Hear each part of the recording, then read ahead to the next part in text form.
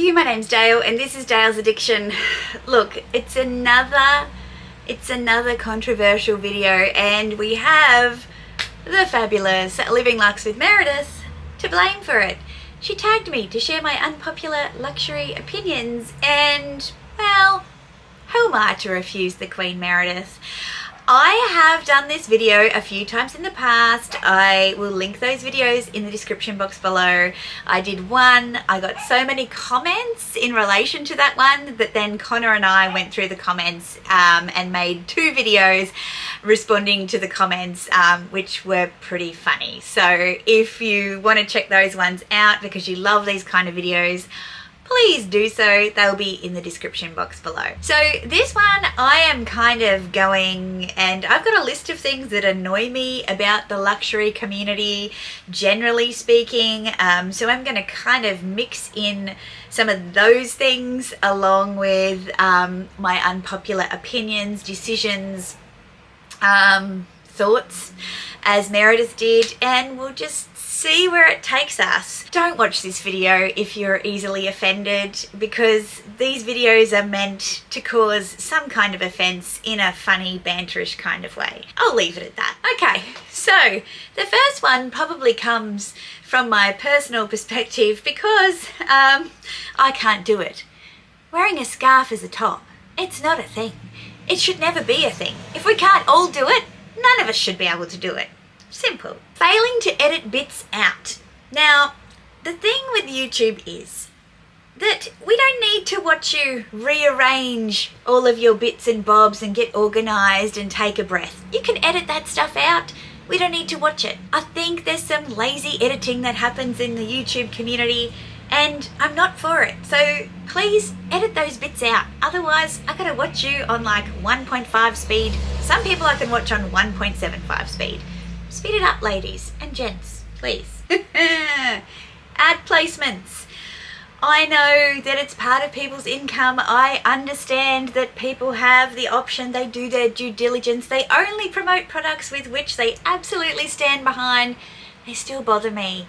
I want to know if an ad's coming up so that I can just skip past it. I don't want it hidden inside of a luxury unboxing where the product, which is not luxury, is hiding and lurking.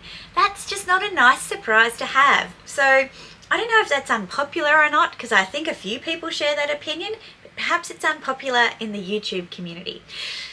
So be it. Okay, I don't care about resale, and you can probably tell by my collection, some of which you can see behind me and the rest of it is, you know, floating around the house, is that one of the things that I am not interested in when I purchase luxury is the resale value. Now, you might say, well, that's all right for you, Dale. You might be able to afford to be able to take a loss on some of these pieces. Who can afford to take a loss on them? I mean, once we buy them, the money is gone. So we've already taken a loss. Anything we get back is a nice surprise. And it may surprise you. And I've actually done a video on what I made out of my vlog sale. I think it was like the back part of last year. But it wasn't too bad. So I actually think when you don't care about resale and you buy what you love, you actually might not come out of it too much worse than if you only buy classics that you think you should love, because when you eventually fall out of love with them because they're not your style, you'll get your money back. I think that there's got to be some kind of common definition of what luxury is.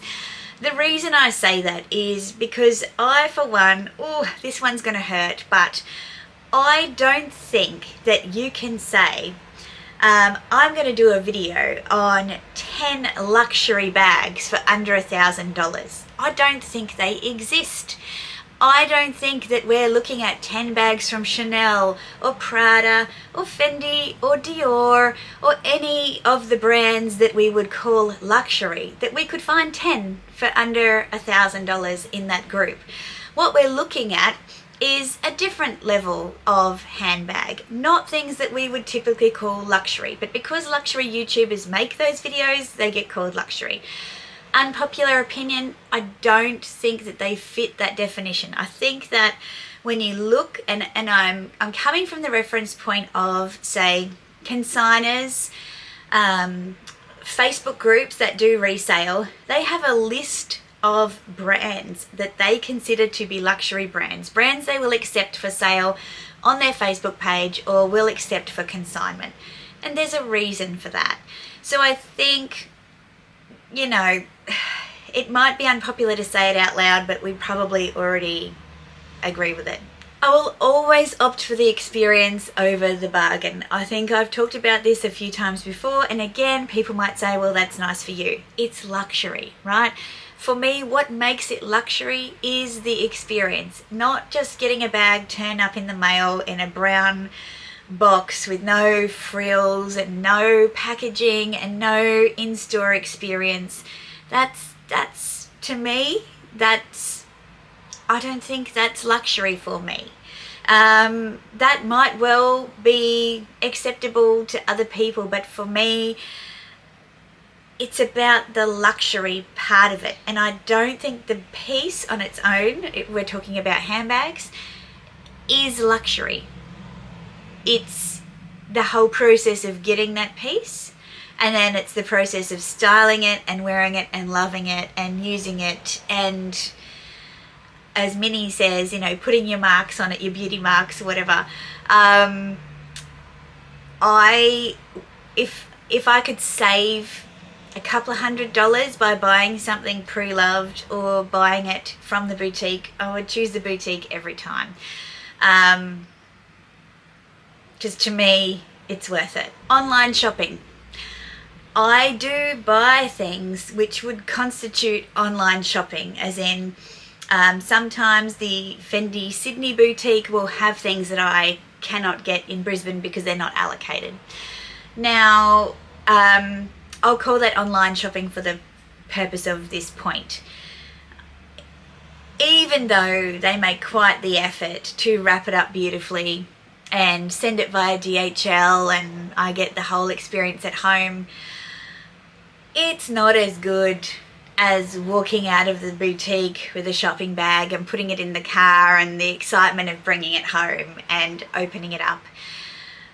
I think online shopping offers people a veil of privacy with which to not have the pressure of the boutique, to really be able to try it on and not feel self-conscious about being in public and, you know, trying to take pictures of themselves and going, well, it works with this outfit, will it work with other outfits? I totally get that, but I don't think that is even compares to the boutique experience. And some people can't even get close to a boutique, and so for them, getting a boutique experience happens very rarely, and even more importantly, it should be fabulous for them. But if I can avoid the online purchase, I will. This one won't surprise you, but luxury doesn't need to be practical. It can be, but it doesn't have to be, because the whole concept of luxury is unnecessary. So why should it have to be practical?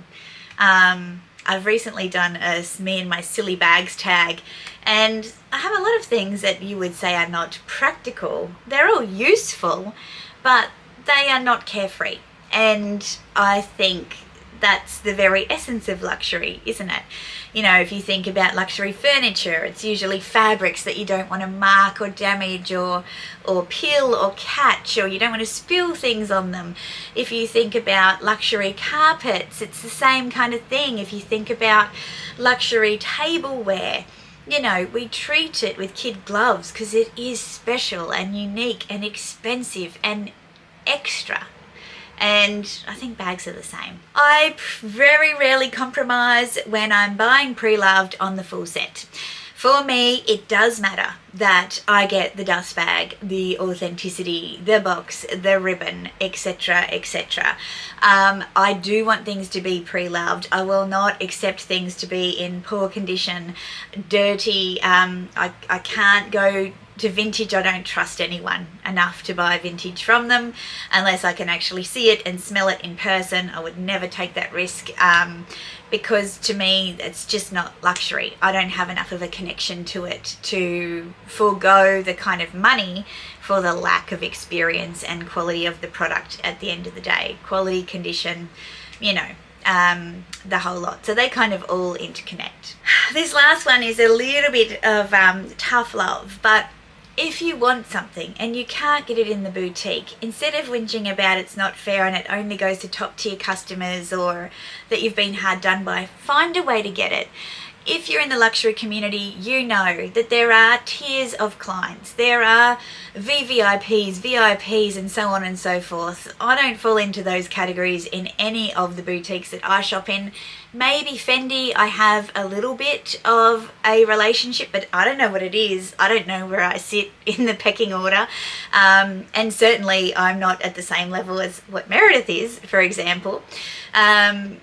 So I understand that people who have status in stores because of the commitment that they have to those stores will get offered limited pieces. They will get offered them first and they have the right to take them first. If I cannot get them through my local store, can I get them through other stores? Can I reach out and make a network with people in other areas in my country, in the world? Can I talk to a personal shopper? Can I find a consigner who might be able to source it for me? Yes, I might have to pay more, but if I want the thing, just find a way. Do what you can. It's not anyone else's fault that they have status or, you know, ways and means, or they've been given priority for things. That's their personal relationship with the brand, and I think the more that we say that that's unfair, the less time that we're spending actually pursuing what it is that we actually want. And I've talked about this before with Chanel, for example. I just accept that if I want something from Chanel, I don't even bother going to the boutique anymore. I ring Rod and say, hey Rod, I really like this. When you get some information on it, can you let me know prices, availability, sourcing costs, whatever, because I'd like to buy it. I do not even bother with Chanel. And sometimes Fendi, you know, I've got a worldwide network with Fendi, because even though I buy a lot here in Australia, I can't get everything. Some things aren't even allocated to our market here. So you just have to. And I think the less we complain about it and the more we do something about it, the happier we'll be and the more luxurious it will feel. Ooh, okay, look, I talked really fast during that one because I was conscious of not talking slow so that you don't have to play me at 1.5 or 1.75 speed, because if you do, it's going to sound like... Anyway, that's 15 minutes. 15 minutes of unpopular luxury opinions. I'd love to know yours. I'd love to know what you think about mine. Once again, there was no intention there to offend anybody. It's me and my opinion and what I prefer or don't prefer. And I think none of this should be a surprise to anybody, because if you've been watching my channel for a little while, you already know most of this. It will be nothing new to you. If you have enjoyed this video, I'd love it if you could give me the thumbs up. That really helps the content creators on YouTube. And subscribe if you haven't already. If you are a YouTuber and you would like to share your unpopular luxury opinions, take this as your tag. I think that there are so many people who have something to say, they ought to say it. And this is my blessing, that if you need someone to tag you, I've tagged you. Come back on Wednesdays and Sundays. That's when I usually put out videos, sometimes some extra ones and sometimes some lives. I'd love to see you. Until then, ciao.